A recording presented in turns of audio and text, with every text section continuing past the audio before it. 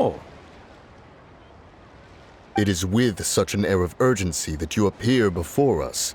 Your comportment suggests you believe us to have committed some heinous crime. Perhaps you could enlighten us as to your intentions. Whoa, where did this fuddy-duddy come from? You should be the one doing the enlightening, buddy.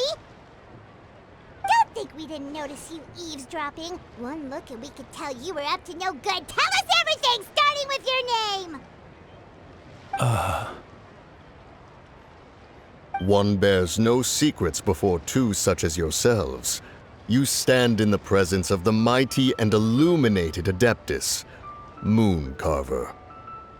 For the purpose of this foray into the mortal realm, however, you may address one as Hojong.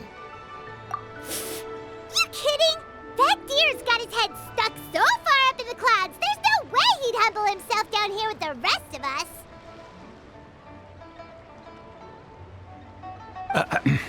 You may want to hold your tongue, Paimon. Ha! Don't think that Paimon is gonna believe you just because you know her name. Let Paimon guess, you're supposed to be Mountain Shaper, right? Indeed. Mooncarver and myself have descended upon the mortal realm for a visit. The two of you may call me Jiahu. Huh. Looks like you did your research. But in our experience, the harder you try to lead us on, the more likely it is that we've got a big fish on our hands. We'll go straight to the Millilith and have you arrested for impersonating adepti! Preposterous! Utterly preposterous! Right! Tell us something that only an Adeptus would know. And it better not be some common knowledge that any person on the street could tell you. During the last lantern rite, we gathered at Mount Hulao with Rex Lapis and made use of Cloud Retainer's supreme cuisine machine to prepare bamboo shoot soup. Perhaps you have some recollection? The flavor of that soup was more than enough to whet one's appetite. As such, Cloud Retainer assented to my use of the device beyond that singular occasion, providing other recipes to boot. Since then, one has dabbled in the pleasures of the culinary arts whenever time allows. Dabbled? Upon one's last sojourn to your mountain, did you not immediately attempt to hide the device behind a chunk of amber as soon as one's presence was known? Did one not speak up on your behalf but a moment ago? This is how you choose to repay that kindness? One is simply trying to emphasize the veracity of our claim. That does not mean you should reveal personal matters so readily. They might think one bears no difference from Cloud Retainer. Forget it. One does not have the breath to waste on such petty trifles. That might have been more detail than we needed. Seems like you two are the real deal, and Paimon's sorry for suspecting you. But, for beings as forgiving as yourselves, this is just water under the bridge, right? You indeed have an agile mind. Cloud Retainer was not mistaken in her high estimation of you.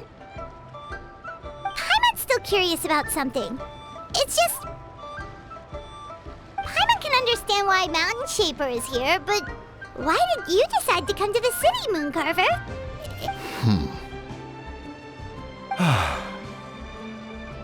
It is but an inevitable eventuality. Long have the mountains remained strangely idle since Cloud Retainer's move to Liyue Harbor. With Lantern Rite near at hand, one would expect Cloud Retainer to provide us with an account of the festivities in advance. Yet to this day, she has failed to appear. Cloud Retainer is hardly the forgetful sort. One must never rest idle in the face of that which demands action. And since our acquaintances dwell in Liyue Harbor, we had to travel here in human form to avail ourselves of their aid, Cloud Retainers in this case. But a moment ago, one heard you speak of a mechanical kite of sorts.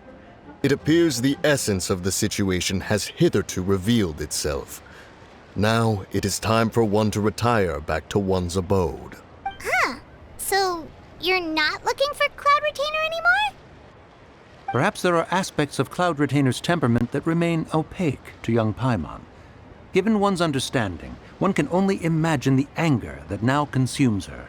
Cloud Retainer is of a proud and arrogant disposition. She holds the belief that her skill in mechanics surpasses that of all others. One can be quite certain it is hardly with an open mind that she regards the arrival of this new technology. One surmises that she has shut herself away, refused all company, and buried herself in the study of her own creations. To call on her would only invite her rebuke. However, if you do happen to cross paths with her over the next few days, do pass along one's regards. Sure, leave it to us. Have a safe trip back, enjoy the scenery, and happy lantern rite! Thank you for your kind words. We shall now depart. We got all worked up for nothing, huh?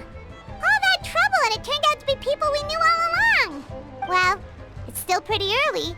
Let's head over and check out the kite stalls. Paimon wants to see what kinds of kites we can buy to use in the competition. The bigger